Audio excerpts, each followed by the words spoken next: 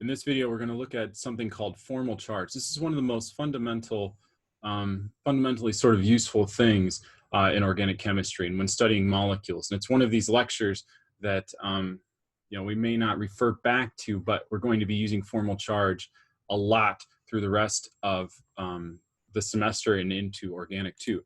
So with that, let's get into it. Okay, so like I said, we're going to be talking about formal charge in this lecture. And the formal charge is the charge on an atom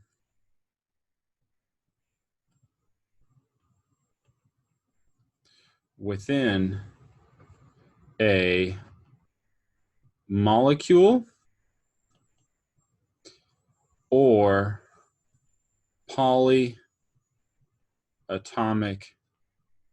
ion. Okay, so molecules we've seen before. These are these collections of atoms that are bonded by covalent bonds, connected through covalent bonds. A polyatomic ion is something different.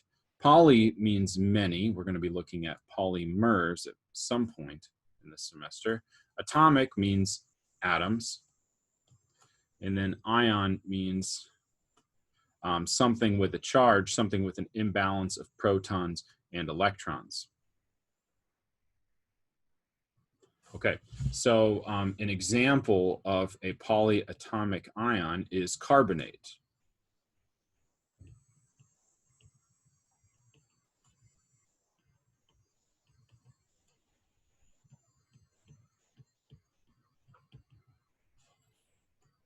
So, carbonate. So carbonate is CO3 minus 2. Minus 2 is in a bit of an odd place. The 3 makes sense to us. That's 3 oxygens. The minus 2, it turns out, describes something different about this collection of atoms. This says that our minus 2 charge is over, or over is a tough word, is contained by the molecule. Maybe contained is an even worse word. Carbonate, CO3, this collection of four elements, has an overall -2 charge. The collection of CO3 has a -2 charge. Okay, so let's think about a Kekulé structure of this.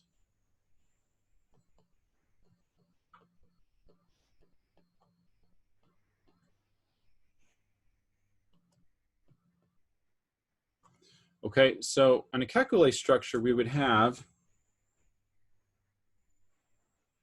C with 4 dots around it. And I should clarify, let's start with a Lewis dot structure. So we'll have a C with 4 dots around it, an O with 6 dots, 2 of which are separated to spread out the electrons as much as possible. And we've got a few of these O's.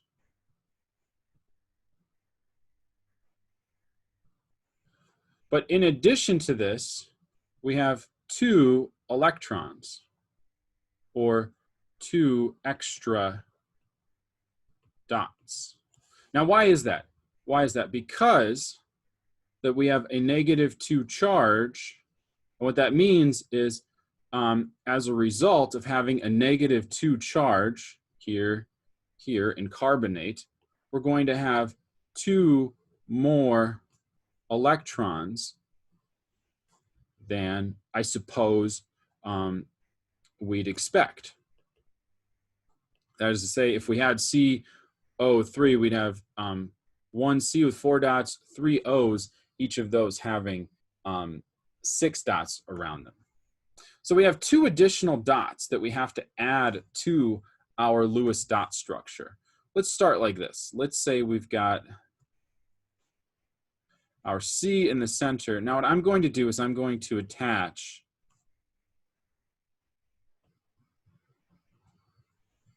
the oxygen atoms around the outside. I really don't like to let oxygen bond to itself. That makes something called a peroxide, which is unstable. Okay, so if we look at this, we've got a Lewis dot structure and we've got extra electrons that are not bonded at these 4 positions. What we can do is if there are extra electrons bonded on neighboring atoms, we can use those extra electrons to make double bonds. So what I'm going to do is I'm just going to move this electron over here and this electron over here, and that's going to give us a double bond between these 2 atoms, between this atom and this atom. So we have a double bond. We've got a lot of dots. We still have single electrons around our remaining 2 oxygen atoms.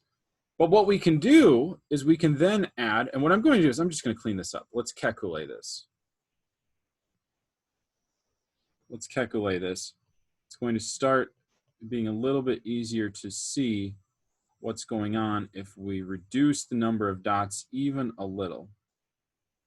Make our lone dots bigger. Okay, so we can't take the lone dots that are left on the 2 oxygen atoms that I highlighted in the Lewis dot structure above. We can't take those and make a double bond. We really don't want to connect them to make an oxygen-oxygen single bond because that bond would be high energy and highly reactive.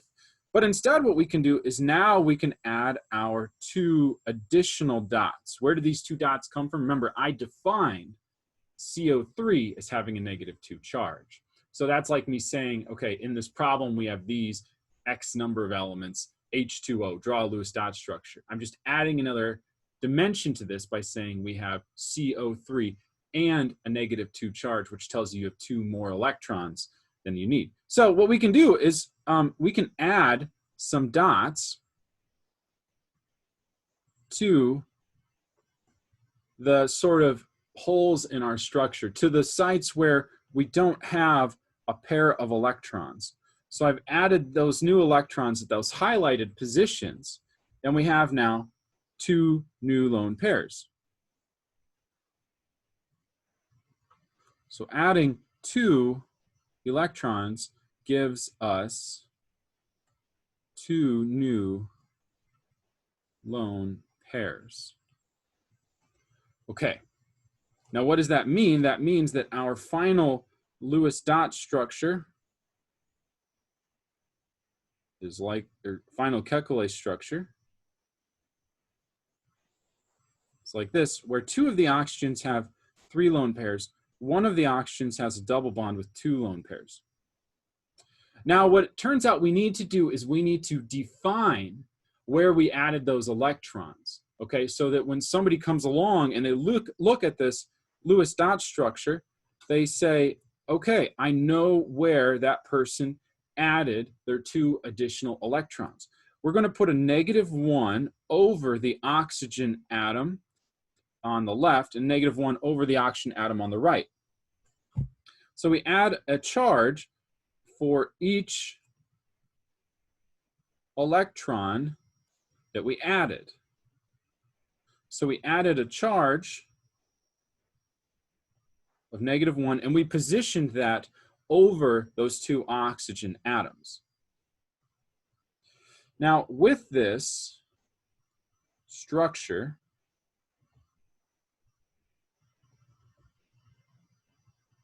draw those dots a little bit nicer.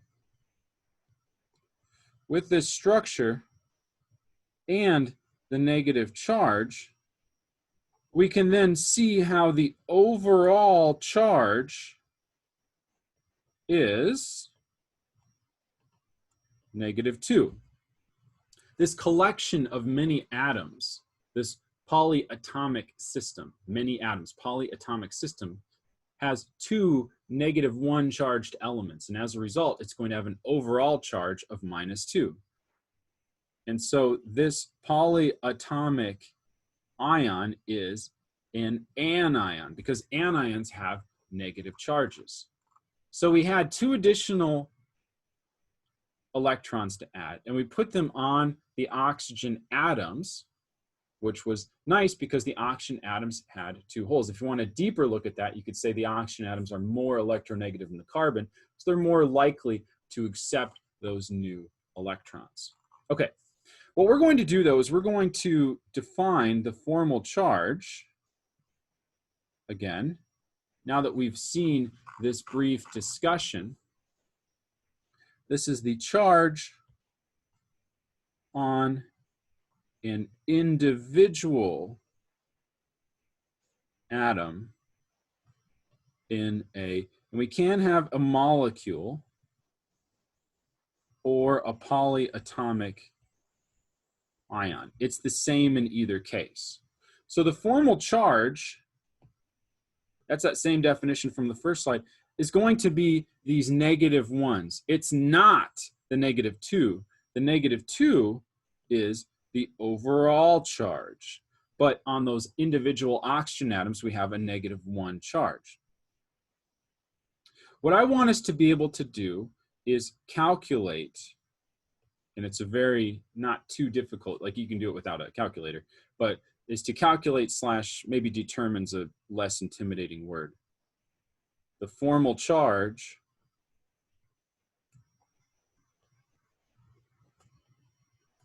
on an atom from the structure. So let's say I hand you, instead of a collection of atoms and extra electrons, instead I hand you a molecule and I say calculate the formal charge. Can we do that? I'm going to hand us back this same molecule, carbonate, CO3 -2. And I don't need to give you any additional details other than lone pairs and bonds between the elements. You need lone pairs and bonds. Without those, you can't solve this. With just the structure or with just the collection of elements, CO3, you can't just go ahead and calculate the formal charge. What you have to do instead is propose a structure and then calculate the formal charge. But with the structure, we can determine the formal charge. The calculation is a very important equation that we should know, and that is that Fc, or formal charge,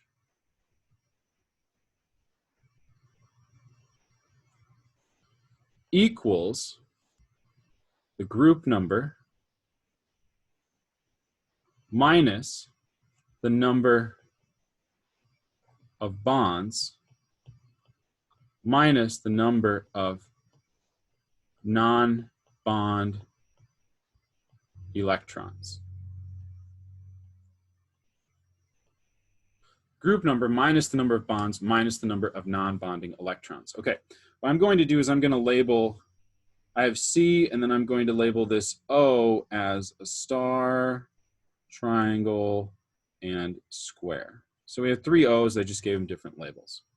Now let's figure out the Fc on everything. So Fc of, so the formal charge of carbon, it's going to be equal to, I guess, the group number minus the number of bonds minus the number of non-bond electrons. Okay, so for carbon, we had 4 bonds and 0 non-bonding electrons. It doesn't have any dots around the atom that aren't part of bonds. Okay, so we have -4 and -0. Now what's its group number? Its group number is 4. The group number in the periodic table. This is not its atomic number. This is the number that helps us determine the valence electron count. Okay, so 4 minus 4 minus 0 is equal to 0. What we say when we see a neutral formal charge is that we have a neutral element. Now for oxygen, we have triangle, star, and square.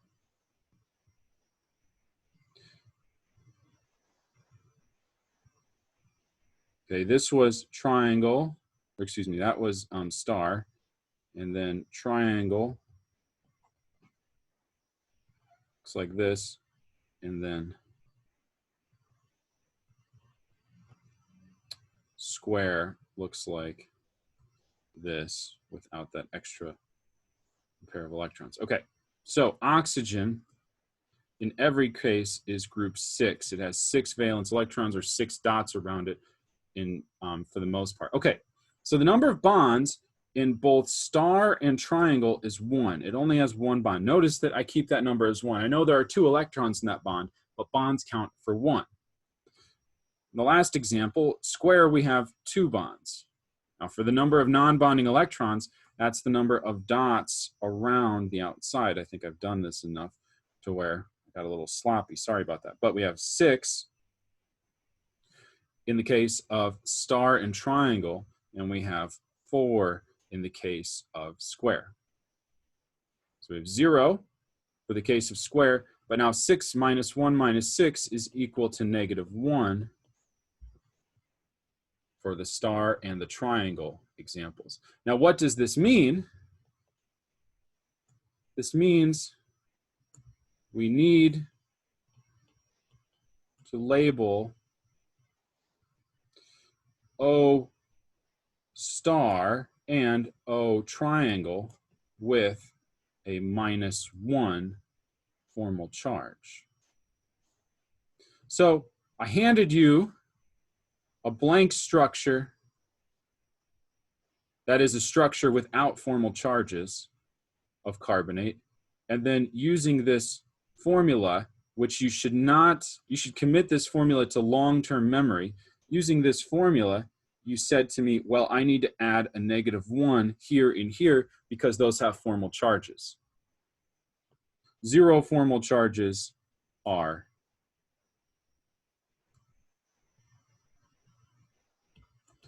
not written.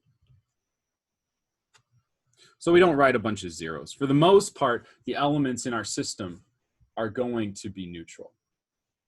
So that's a look at formal charges in a nutshell. The equation is important, being able to take collections of polyatomic ions, that is collections of elements, which we say not only are they bonded, but the overall collection of atoms has a charge. It could be -1 or +1. In the next lecture, we'll look at an example, a quick example of how to handle this if we have polyatomic cations, that is positive formal charges, and then neutral molecules that have elements with formal charges.